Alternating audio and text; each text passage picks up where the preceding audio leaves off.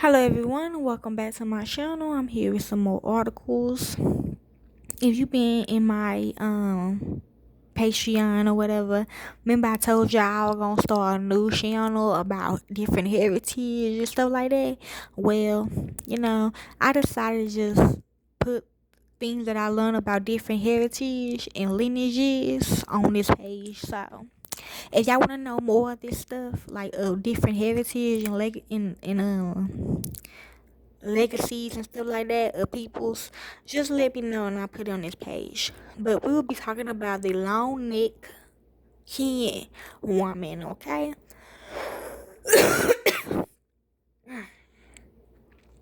I did used to be one, okay? And when I was a kid, it was started by Samuel Little, okay?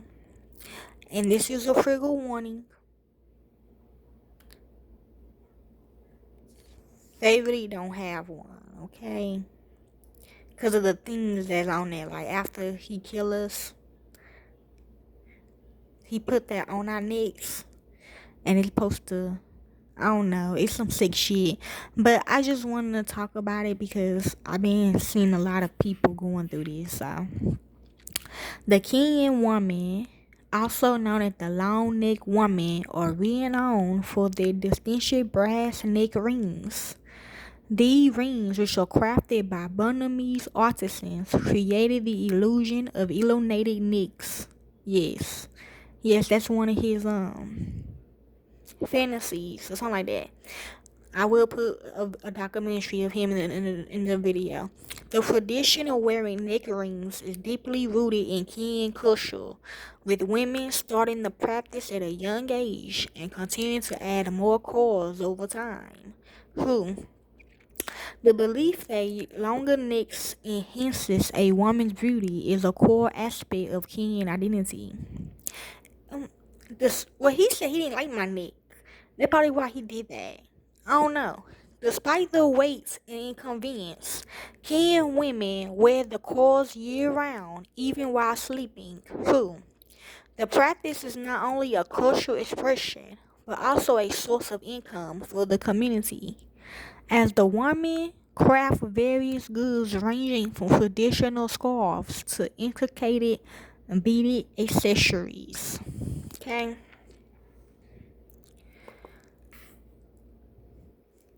So let's begin. So the Kenyan people, Kayyan, okay? This is a picture. This is me, okay? This is back in slavery days and it's still happening. Okay, we done rescue slums. Okay, they let us know though. So don't, go on the deep end, be like, what? Don't do all that, okay? Cause I got time. Okay.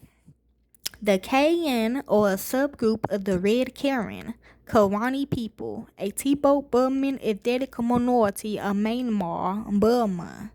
The Kenyan consists of the following groups Kayan Lari, also called Pudong, Kalen Kakuna, Geho, Gayan Kodai, Kalen Lahai, Zayan people, that's why he did that.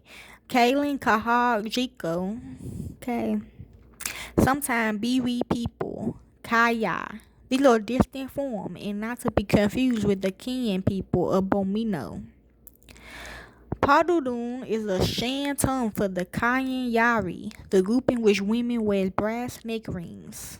Kayan represent in Mae Hon Son province in northern Thailand, refer to themselves as Kayan and objected to being called Padun, as corroborated by Ken Mon Nayan in the Hardy Paduns, 1967. On the other hand, Pascal Kahutari calls his people Padung in the 2002 memorial from the land of green ghosts, a Bumasi Odessi. In the late 1980s and early 1990s, due to conflict with the military regime in Myanmar, many Kenyan tribespeople fled to Thai border areas. Among the refugee camps set up, there was a long neck section which became a tourist site. According to Yu Unro, The Kenyan number about 90,000 in Shan State around the Pecan Township area, about 20,000 around Kayan State, and 70,000 in Kaya State around Damaso and Yaka. A 2004 estimate put the total population at approximately 180,000. About 600 Kenyans reside in 3 villages open to tourists. So it's supposed to be like a laugh, a show, In May Hong Sun, including the band made Nay So Wufu camp. Okay, this is a child. This is a Kenyan Larish girl. Okay, that's me again. Okay. Settlement. According to the oral history, the Caymans settled around Damaso in Kaya State in 739. Today, they still reside there in Lakaga and Donadan, as well as in the southern region of Shan State and in Palmana Township. There are 3 Kayan villages in Mae Hong Son province of Thailand. The largest is Hue Pu King, close to the Thai Myanmar border.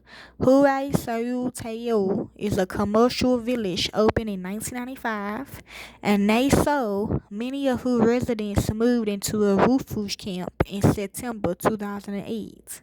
Okay, this is a woman in a shower. It's just me and my child, okay?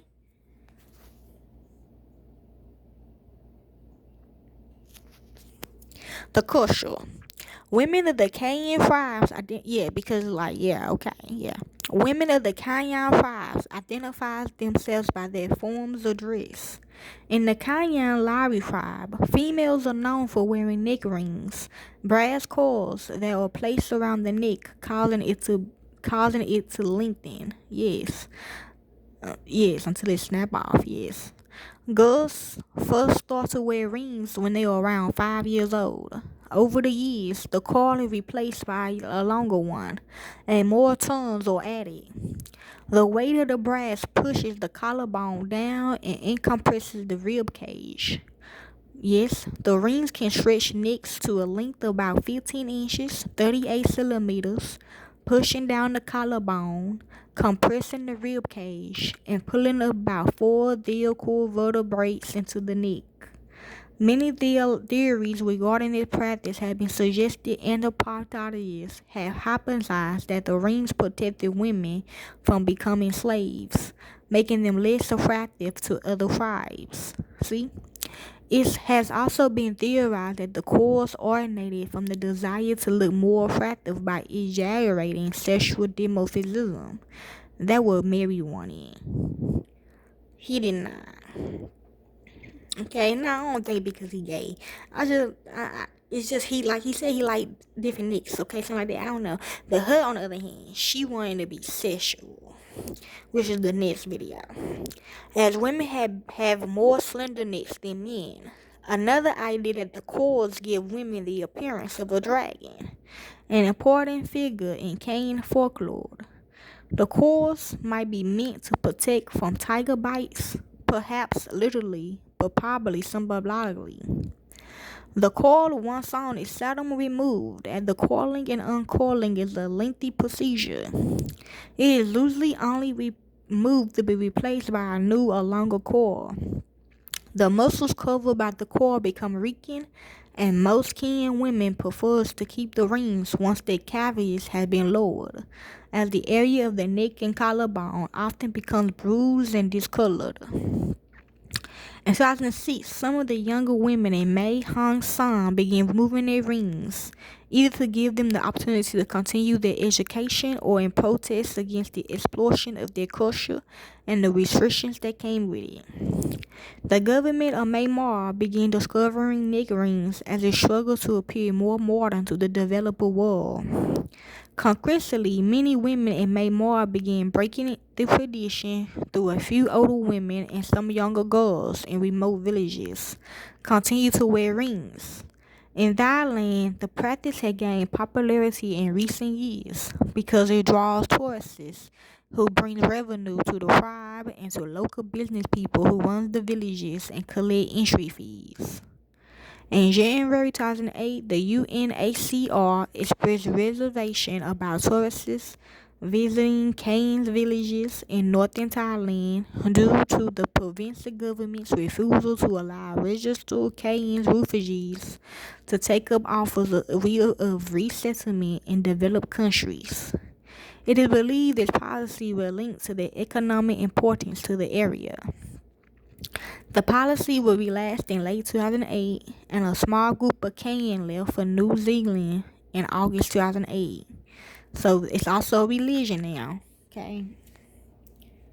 So we go on chicken bones, organization, okay, Hato bow pose, parade dance. Following the parade dance, the women sprinkle the men with water, losing organ leaves. So the religion. The Kenyan traditional religion is called Ken Karen and had been practiced since the people migrated from Magnolia during the Bronze Age. It includes the belief that the Kenyan people are the result of a union between a female dragon and a male human angel hybrid. The major Kenyan religious festivals is the 3-day Khbo, which commemorates the belief that the Creator God gave form to the world by planting a small post to the ground. During a festival held in late March or early April, a Hato bow pole is erected and participants dance around it. Yeah, okay. The Kenyan have a strong belief in augury, and nothing is done without reference to some form of divination, including breaking thatched grass, and most importantly, consulting chicken bones. The cleansing and ceremonial rituals.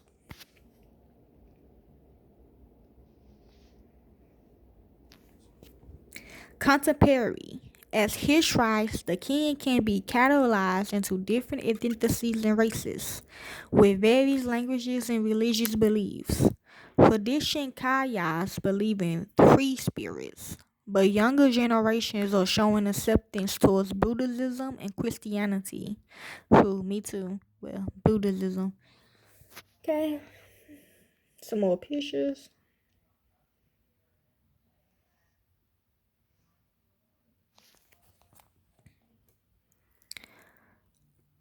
It's also another tribe in Africa, an African tribe with a similar niggering practice called the Nubali people of South Africa and pole worship. Okay, so we're going to, I don't know. So there's also